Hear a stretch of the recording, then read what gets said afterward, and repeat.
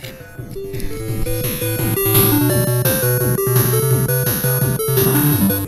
if you would introduce yourself. I'm Michael Bergrath. I am the 3D printing lead here at The Forge. All right, and how long have you been a maker?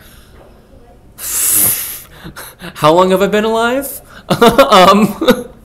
So I guess I've been a maker since I've heard of the maker movement. So probably since I was 12 or 13, I would guess. Officially, like a member of a makerspace, since the Forge opened, so probably mid 2014. So I was actually a very, very early member of the Forge. I've been a member since I believe I joined like the second month that the Forge was open.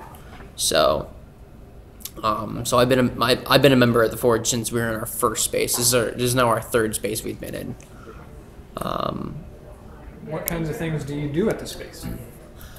Mostly it's going to be 3D printing stuff nowadays. I do a lot of electronic stuff as well. As of late, I've been doing a lot of stuff with building and modifying my own, music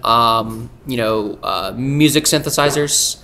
Kind of hacking and modifying stuff. One of the projects that I've actually been working on as of late has been kind of taking an old Nintendo Game Boy and actually, adding a backlight, making the screen look a little bit better with better contrast, adding, blue buttons and stuff like that, as well as using this piece of software called Little Sound DJ as literally a music making piece of software. Like I can, compose my own 8-bit music here. And I'll do all that kind of stuff. So I'm always like, ripping stuff apart, making them better, stuff like that. That's a lot of what I do. If I'm not 3D printing something, I'm ripping something apart or modifying something. I do a lot of that, actually. Have you done that since you were a kid? Oh yeah. Ask my dad, and he'll probably tell you. Getting me a kit with a screwdriver was probably one of his worst mistakes. I was the kid taking apart the baby gate to get out of the room with the screwdriver. I figured out how to take that apart. So I was I would like end up in the kitchen. He'd be like, "How the heck did you end up in here?" I'm like, so stuff like that. And what is the thing you're most passionate about?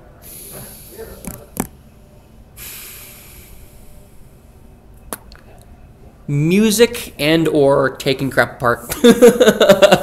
I feel most at home with a piano keyboard in front of me and a screwdriver in the other hand. Or piano by one hand and a screwdriver in the other. That is basically how I am comfortable. All right, and if somebody were interested in learning to do more of the types of things that you do, where would you recommend they begin? And what kinds of skills or techniques do you think they need to start? Learn how to solder. Absolutely learn how to solder. It's a dying art. That's all I can say. I was on a job interview once for a company near here, and one of the things that they said was one of the things we were looking for that we're having a really hard time finding is people that know how to do through-hole soldering, like standard boring, not even surface mount, just through-hole, like hobbyist electronic style soldering, and like that's apparently like a dying art nowadays. So like if you know how to solder, you can find stuff to do. Like you can find, if you know how to solder, you can, I added a mod chip into this that turns the backlight or changes the LCD inverted. And that, if I didn't learn how to solder when I was, 9 or 10, I wouldn't have been able to do that in a million years. Because it's little tiny little fine pitch soldering and stuff like that. Learn to solder. If you have the financial ability to do so, build a 3D printer. 3D printers, when I was, I went to, my dad used to run a company that sold like toy robots. So I went to a robotics conference once. He dragged me along to, and I saw a 3D printer. This was back in like 2004, back when 3D printers were something that nobody knew about. I was like, I want one of those when I'm older. Nowadays, you can buy a decent 3D printer kit for, you know, 150, 200 bucks. So if you have the financial ability to build a 3D printer, it's an indispensable tool. It also teaches you a lot of electronics concepts and a lot of, you know, you need to configure the firmware, so maybe a slight bit of coding and stuff like that, and also how electromechanical systems work. Building a 3D printer is a great thing that any maker that has the ability to do so should absolutely do. I honestly think that that's something that, you know, everybody should at least do once. I'm kind of biased because I work for a 3D printer company, but that's definitely something that that any maker should absolutely consider doing at some point. And then of course, you know, scour YouTube for stuff you're interested in. That's how I find a lot of the stuff I want to do. Like half the things I did for this Game Boy is stuff that I didn't even realize existed until I, you know, looked up, you know, Game Boy mods on YouTube, and then they're like, you can do this, you can make your screen look a lot better, you can backlight it, you can replace the buttons, you can do all this stuff, and I'm like, wait, you could do that to it, get cool. So yeah, you know, Google, YouTube, lots of resources, stuff like that. That's where I learn a lot of the stuff that I do. I'm like, hey, you know what? I didn't realize there's, you know, if you want to learn how to, for example, you know, lost wax casting. There's a crap load of tutorials on YouTube how to do that. I've seen a lot of them. Yeah, exactly. Yeah, there's tons of stuff. There's right. just wealth of information on the internet. So the big question I ask everybody is, who is and who isn't a maker? It's kind of all-encompassing. If you like to build stuff from, you know, your raw materials, or take things apart and make things new from those materials, then you're absolutely considered a maker. I guess you don't have to be, you know, your master craftsman. You don't have to, you know, be you know, a master welder or a experienced seamstress. I would consider someone a maker if they're, you know, taking apart their toys and, you know, making them better.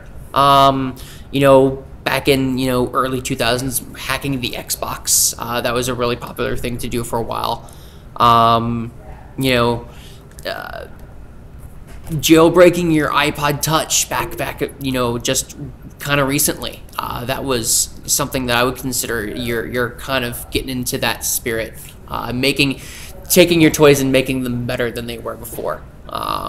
Is the basic what I consider kind of like your basic stepping stone to being like a full-blown maker, where you're getting like, you know, your then there's like the maker where you've got you know, you get your bare materials from, like, you know, your hardware store, your craft supply shop, your metal shop, your wood supplier, and you've got you know, you make your things from scratch. But I would absolutely consider someone who takes apart things and makes them better or modifies them in some way, shape, or form as a maker as well. That's absolutely how I started. That's still most of what I do. Very little of what I do is actually making things from scratch. I'm usually like modifying things and making things how I like them. So would somebody who, say, is a poet be a maker? Is there a space for that? Yeah. I mean, it doesn't have to be, you know, physical objects. Like a lot of what I do is also music production. That's not physical stuff at all.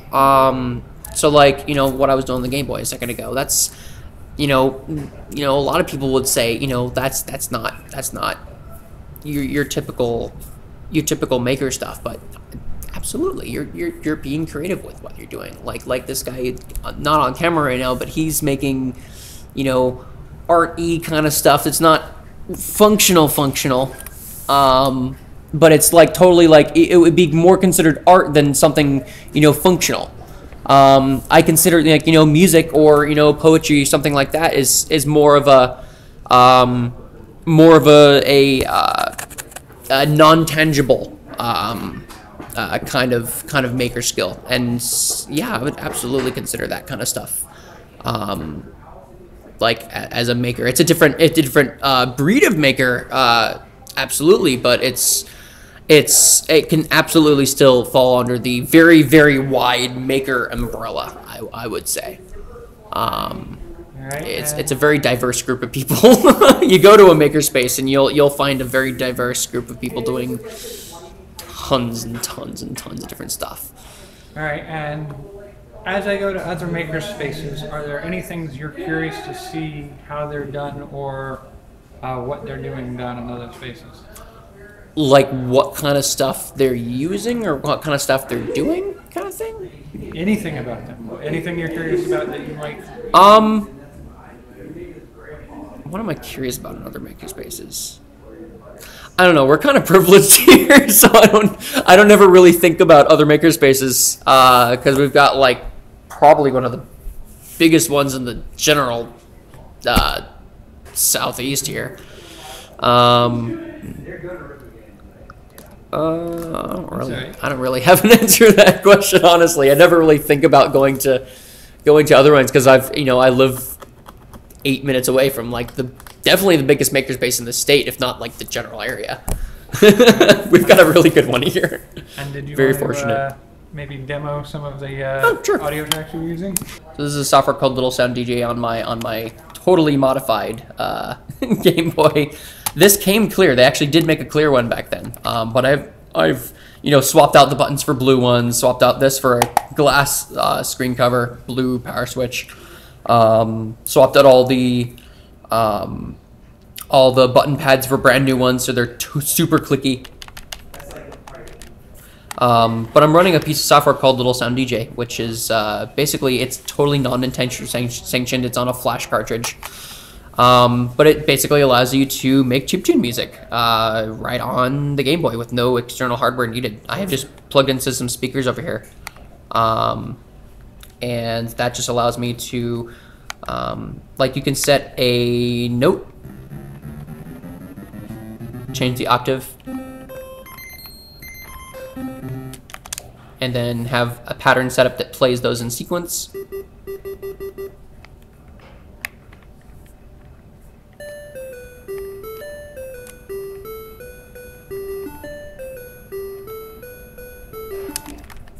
And then you have a bunch of those patterns, like let's see, here's my bass line pattern. Oh wait, no, that's not bass. That's bass line.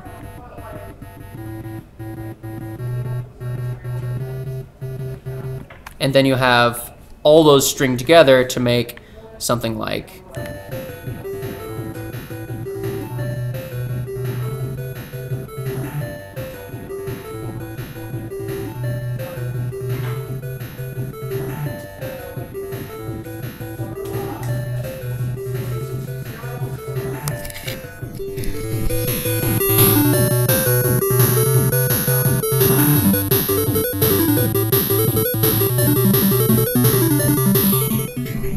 Get a loop on that enough, at least to Yeah. do the intro to the videos. Yeah. And then you can even go in here and just like totally screw with things, like for example, this specific sound is actually, as the one note progresses, it goes from this waveform to this waveform to this waveform to this waveform, and then it stops. So you've got, it's not just a beep sound, it's more of a bling, less of a beep and more of a bling, and you can customize it as much as you want. The Game Boy's sound hardware is definitely very limited, so you've definitely got lots of limitations on what you can and cannot do, but it still is very powerful. You can make a lot of cool sounding stuff.